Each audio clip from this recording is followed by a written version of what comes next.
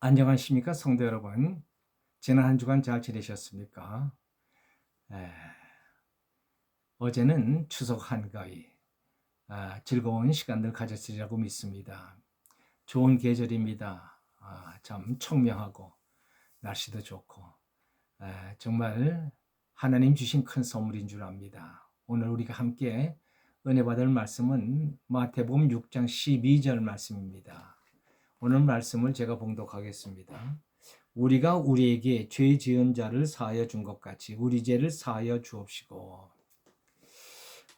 예수님께서 이렇게 기도하라고 말씀하시면서 오늘은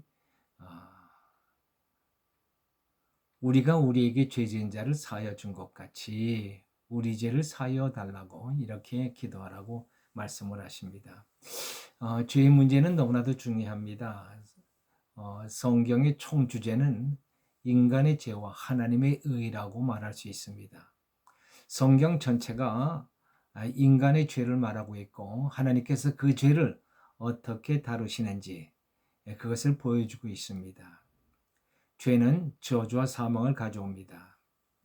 살아서는 저주의 삶을 살고 죽어서는 영원한 심판으로 영원한 지옥에 들어갑니다. 그러므로 죄는 반드시 해결해야 합니다. 죄를 교리적으로 두 가지로 나눠 설명합니다. 첫째는 원죄요. 또 하나는 자범죄입니다. 원죄는 아담으로부터 온 죄를 말합니다. 이는 유전적입니다. 인간은 누구나 다 원죄를 가지고 태어나죠. 그러므로 모든 인간이 죄인인 것입니다. 본인이 죄를 인정하든 하지 않든 간에 모든 인간은 죄인입니다. 그 까닭이 바로 아담의 죄를 가지고 태어난 원죄의 인간이기 때문에 그렇습니다. 그러므로 모든 인간이 죄를 지었음에 하나님의 영광이 이르지 못했다고 성경은 말씀합니다. 또 하나의 죄가 있는데 그것을 자범죄라고 합니다. 이는 원죄로 말미암아 지은 죄가 아니라 내가 스스로 지은 죄입니다. 의도적이고 고의적인 범죄를 의미하는 것입니다. 죄인 줄 알고도 짓는 죄, 그것을 자범죄라고 말합니다. 이 죄를 해결할 수 있는 길을 성경은 우리에게 분명하게 가르쳐 주셨습니다. 첫째는 회개하고 예수 그리스도의 이름으로 세례를 받는 것입니다. 그리하면 죄 사함을 주십니다. 하나님을 등지고 살던 삶을 돌이키고 주께로 돌아와 예수 그리스도의 피로 속죄함을 받는 것입니다. 그리하면 죄인은 죄를 용서받게 되고 의롭담을 얻으며 구원을 받아 하나님의 자녀가 되는 것입니다. 중생하는 것이죠. 이것을 교리적으로 원죄를 해결받았다고 말합니다. 다시 말해 아담의 죄에서 구원을 받은 것이죠. 또 하나의 죄가 있습니다. 그것을 자범죄라고 합니다.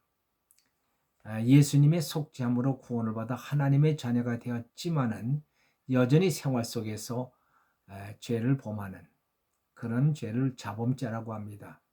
하나님의 자녀가 되고 새 사람이 되면 죄에 대한 분별력이 생깁니다.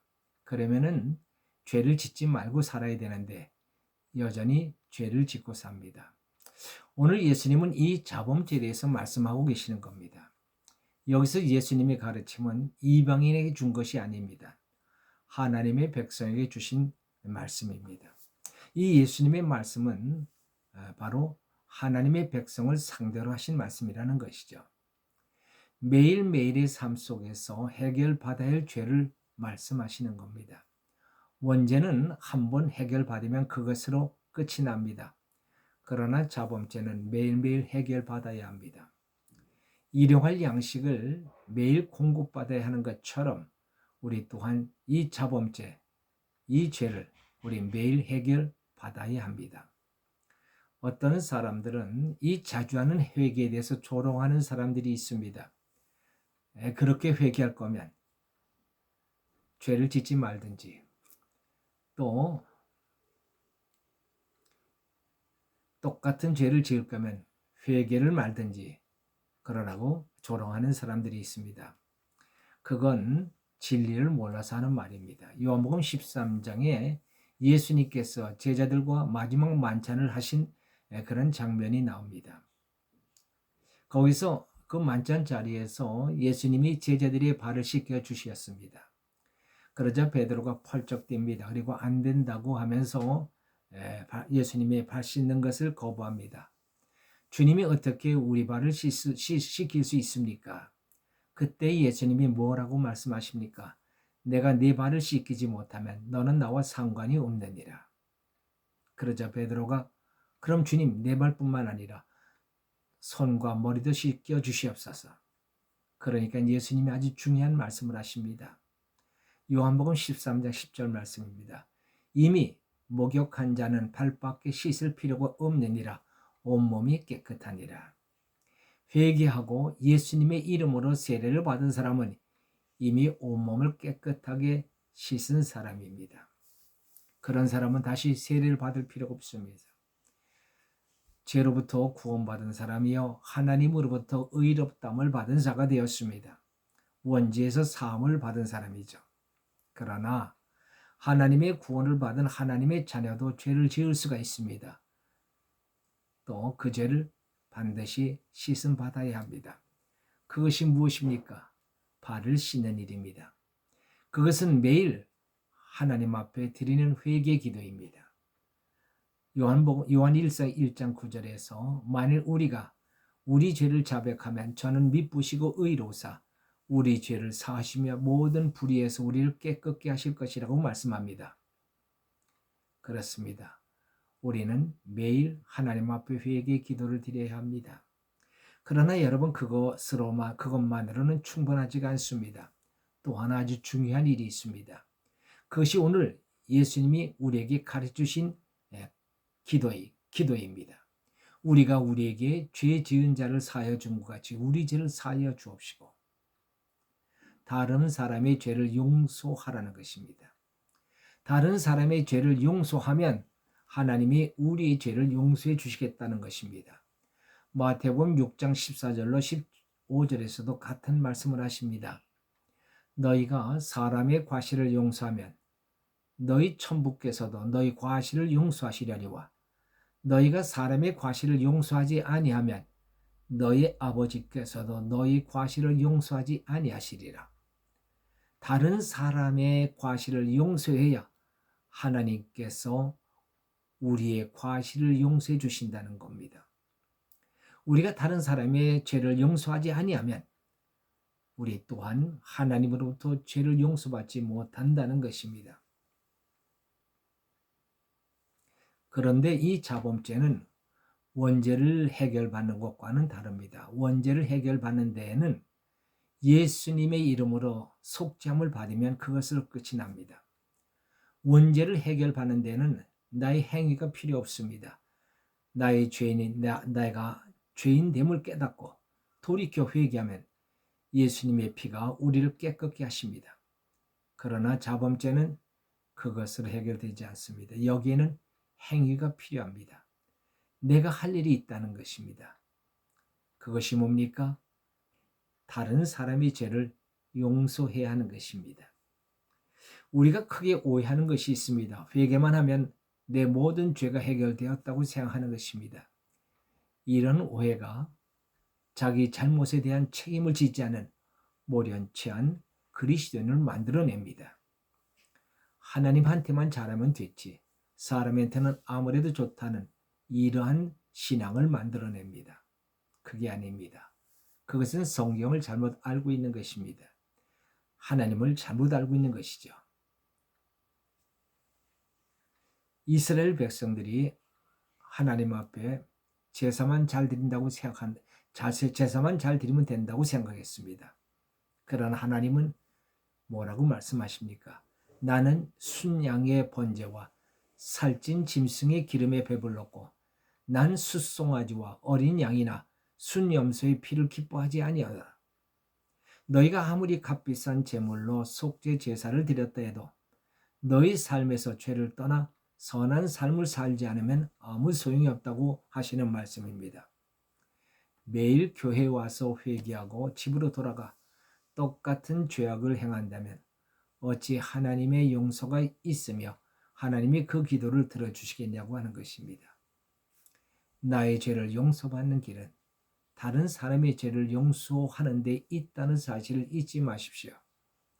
나의 죄를 용서받아야 하나님과 나 사이에 막힘이 없게 되고 그래야 기도가 응답될 수 있는 것입니다. 남을 용서하는 것은 누구를 위한 것입니까? 결국은 나를 위한 것입니다. 거기에 하나님의 용서가 있고 그리고 죄가 없어집니다. 사망이 떠나갑니다. 저주가 떠나갑니다. 하나님의 나라가 임합니다.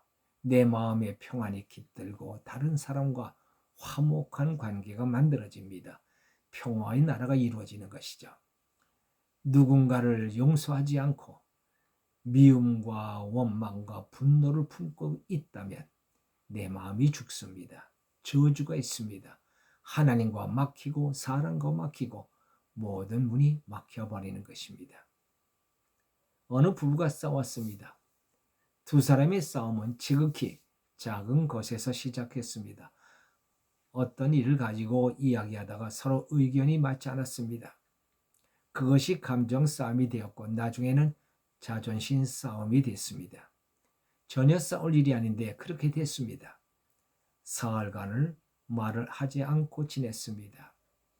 두 사람에게는 지옥 같은 시간들이었습니다. 마침내 남편이 입을 열었습니다. 여보, 내가 잘못했어. 나를 용서해 주시오. 두 사람은 엉엉 울었습니다. 두 사람은 서로를 용서했습니다. 지옥이 천국으로 변했습니다. 이 세상에서 가장 행복한 사람이 누굽니까? 하나님과 화목하고 사람 간에 화목한 사람입니다. 누가 화목할 수 있습니까? 용서하는 사람입니다. 예수님은 베드로에게 말씀하십니다. 70번에 7번까지도 용서하라고 하셨습니다. 기도하십시다. 할렐루야. 하나님 아버지 감사합니다. 우리가 우리에게 죄 지은 자를 사하여 준 것 같이 우리 죄를 사하여 주옵소서. 이렇게 기도하라고 말씀합니다. 그래서 곧 다른 사람과의 관계 속에서 나한테 죄를 지은 사람이 있다면 그를 용서하는 것입니다. 그리고 그를 용서할 때 나 또한 다른 사람에게 지은 죄를 용서받을 수 있다고 하시는 말씀인 줄로 믿습니다. 하나님, 우리가 이 세상을 정말 화목하고 평화롭고 행복하게 살려면 하나님과 막힘이 없고 또 사람과 막힘이 없어야 될 줄로 압니다. 하나님, 용서하는 자가 되게 하소서. 내게 어떤 잘못을 저질렀지라도 그것을 용서할 수 있는 자들 되게 하소서.